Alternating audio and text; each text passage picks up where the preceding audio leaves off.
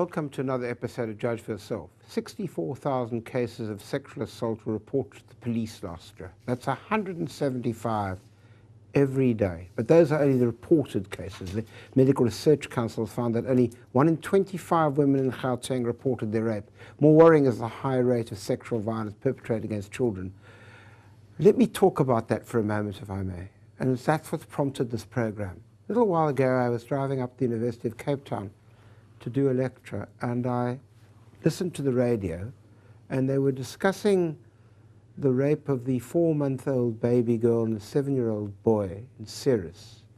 And the story was, as I understood it, that they were abducted, they were raped, and then the 7-year-old boy carried the 4-month-old girl back to his home.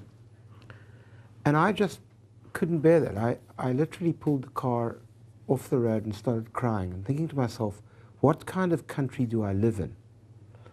And it seemed to me that I really wanted to have a serious debate about this particular topic, not because that's the first case, it isn't, but it's just the pathos of the violence on the one hand, this extraordinary act of a 7-year-old child carrying a little baby back after that trauma seemed to capture both the brutality on the one hand and the humanity of a country in just 1 second. And to discuss that this evening and to discuss this entire issue, I have in the Cape Town studios Kathleen Dey, Director of Rape Crisis, an organisation that assists rape survivors, Dean Peacock, Executive Director of the Sonke Gender Justice Network, who does a lot of work with men in Johannesburg. We are linked to Joyce, Maluleka, Special Advisor to the Minister of Women, Children and People with Disabilities. Let me start with you. I mean, it just seemed to me that enough's enough. I mean, that sort of level of brutality, and what kind of country are we living in? Well, it goes on, and it has been going on for a long time. And I think what makes you think about the incidents of rape, I think about the response. I think about the journalist who called me and said, I want to speak to you about this case in Ceres. And I said, why don't you speak to an organisation in Ceres? And he said, well, I can't find one. So the response, the problem is enormous, and the response is entirely inadequate. And maybe those two things are connected. Now, I know in a way, I'm telling a story which has got a very personal thing for me, for the simple, I don't know why, but it just seemed that story had more pathos. I mean, they all are. I mean, the 60,000, goodness knows how many. And obviously, in my career, I've had to try some of these cases, but it does seem to me that it just goes on and nothing happens. Exactly. Exactly.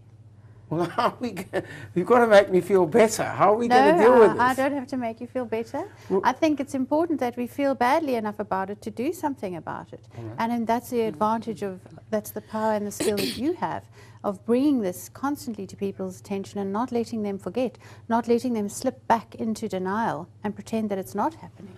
But Dean, just tell me this. I'm not naive enough to don't think that rapes don't occur in other countries, but the sheer magnitude of the violence, the sheer idea that you can rape a 4-month-old child and a 7-year-old boy, and this is not just an isolated incident. What is it saying about our country? No, I mean, these stories are incredibly hard to hear, and they're hard to hear in part because we hear them all the time. So 10 years ago, we heard a very similar story, the story of baby Sept14, who was raped. The initial Which at least was responded to by an extraordinary play, if I recall correctly. Yes, so there was a big national response and a big call to action. Last year, you'll remember, we had the case in Fisherville, where 7 young boys raped a young woman with mental disability and filmed themselves do it. That too led to massive outrage in the media, commitments from government to do something. This year, of course, we've had the Anene Boysen case, the Reeva Steenkamp case, now this horrendous case. And I think part of the deep sense of anguish that you felt and that Kath's giving expression to, and that South Africans feel, is that it's happening all the time. As you say, large numbers of rapes reported, but 1 in 25 or 1 in 9, depending on which statistics you use, not being reported. That the vast majority of cases are not reported.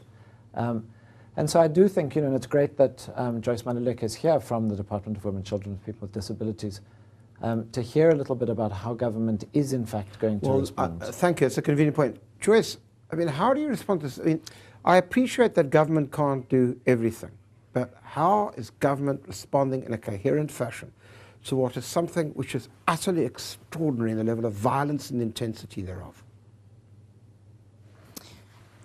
Thanks, Judge Davis. Government firstly responded by establishing the Department of Women, Children and People with Disabilities, because it had realized that the way government responded to violence against women was not integrated, it was not coordinated, and women were falling through the cracks. So the Department of Women, Children and People with Disabilities is not an implementing body, but it's a coordinating department which assists government to integrate its services. It also monitors and evaluates the services of government. Dean has just indicated that there are so many people who don't report cases, but also there are so many cases that have been reported. But the problem that we have now is that there's attrition between the reporting of the cases and the finalization, like the conviction, where there's a conviction. That's the other thing that the department wants to research, to look at what is the cause of the attrition. People will continue raping if they know that the justice system is not going to find them guilty. They will be acquitted. If they're found guilty by the High Court or the regional court, the appeal court would find that the procedures were not followed and whatever, and then people are acquitted. So those are some of the things that are challenges. But I think the biggest challenge is that violence against women is a social crime. It happens before the justice system or any government department gets involved. Well, by the time government departments get involved, then it has already happened. Well, so I know that. I accept that. To educate the public. I accept that, and I want to come back to that. I've got to take a break, and I want to probe some of those issues with you after we've had our break.